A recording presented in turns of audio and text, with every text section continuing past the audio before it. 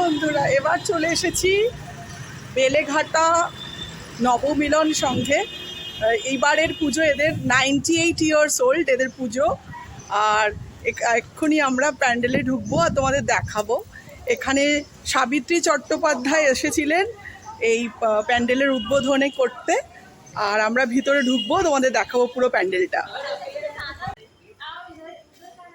এই যে প্যান্ডেলটা দেখো, বুদ্ধা এখনো খুলে দেওয়া হয়নি সবার জন্য। আমরাই মনে হয় এসছি কয়েকজন। এই যে খুব সুন্দর মণিপুর চক্র,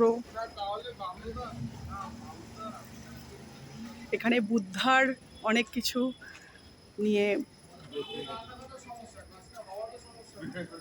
সহস্রার চক্র, যে বুদ্ধার লাইফ স্টোরি নিয়ে এদের এবারের থিম এখনো কমপ্লিট হয়নি।